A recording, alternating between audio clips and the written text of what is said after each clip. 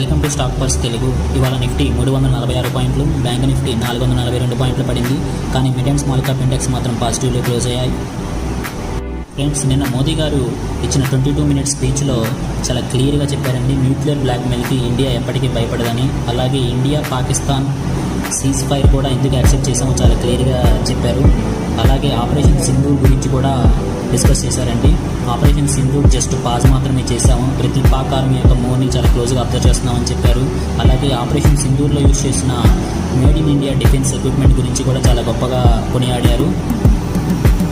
ఇకపోతే US China trade wars అందుకనడంతో American మార్కెట్లు ఫెడ్ నుంచి రేట్ కట్ ఎక్స్పెక్ట్ చేస్తున్నాయండి. మరీ ముఖ్యంగా అయితే మన ట్రంప్ గారు చాలా ఈగర్గా వెయిట్ చేస్తున్నారు. జూన్ నెల 17-18 మధ్యలో ఫెడ్ మీటింగ్ ఉండబోతుంది. ఫెడ్ రేట్ కట్ ఉంటుందని మార్కెట్ స్ట్రాంగ్గా ఎక్స్పెక్ట్ చేస్తుంటే, దీనికంటే ముందు మన ఆర్బీఐ మీటింగ్ ఉంది. సో మన ఆర్బీఐ కూడా రేట్ కట్ తీసుకోవడానికి ఆస్కారం ఉంది.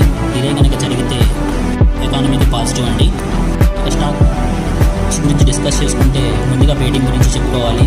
బ్యాంక్ ఫిన్ వాళ్ళు పేటీఎంలో 6.5% డిస్కౌంట్లో వాటాన్ని సేల్ చేస్తున్నారు.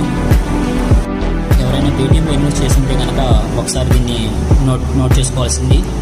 ఇక ఎల్ఎన్టీ వాళ్ళు సుమారు 5,000 కోట్ల వర్తాటని ప్రకటించారండి. From Andhra Pradesh for construction of assembly మరియు Delhi CPWD project for construction of common secretary building.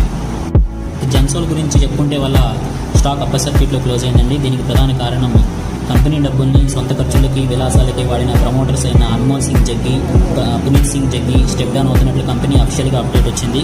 ఈ స్టాక్ ఆల్మోస్ట్ 1200 నుంచి 50 రూపాయలకి పడిపోయిందండి. ఎవరైనా ఈ స్టాక్లో ఫ్రెష్ ఇన్వెస్ట్ చేసే ముందు 1-2 సార్లు ఆలోచించుకోవడం మంచిది. ఇకపోతే టాటా మోటార్స్ ఈరోజు రిజల్ట్స్ని డిక్లేర్ చేశారు. ఆల్మోస్ట్ రిజల్ట్స్ అన్ని ఇన్ లైన్ విత్ ఎస్టిమేషన్స్లోనే ఉన్నాయి. నెట్ ప్రాఫిట్ మాత్రం 51% డౌన్ అయిందండి ఇయర్ ఆన్ ఇయర్లో.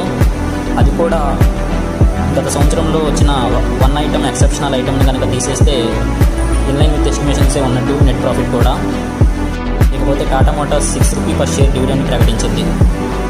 ఇవాళ ఎయిర్టెల్ కంపెనీ కూడా రిజల్ట్స్ డిక్లేర్ చేసిందండి. రిజల్ట్స్ కూడా ఇన్ లైన్ విత్ ఎస్టిమేషన్స్లోనే ఉన్నాయని చెప్పుకోవచ్చు. బట్ ఆర్పు మాత్రం ఫ్లాట్గా ఉంది. సొనాటా కంపెనీ వాళ్ళు హైదరాబాద్లో సుమారుగా 2 లక్షల స్క్వేర్ ఫీట్లో కొత్త టెక్ సెంటర్ని ఏర్పాటు చేయబోతున్నట్టు ప్రకటించారు. దీంతో సుమారుగా 5,000కు పైగా జాబ్స్ క్రియేట్ అవుతాయని చెప్తున్నారు. ఇక స్విగ్గీ గురించి మాట్లాడుకుంటే ఈరోజు pre IPO lock-in period close అయిందండి. ప్రీ ఐపీఓలో ఇన్వెస్ట్ చేసిన ఇన్వెస్టర్స్ యొక్క షేర్స్ ఇవాళ అమ్మకానికి వచ్చాయండి. దీంతో స్టాక్లో సెల్లింగ్ ప్రెజర్ కనపడింది. సో ఎవరైనా ఇన్వెస్ట్ చేస్తుంటే భయపడాల్సిన పని లేదండి.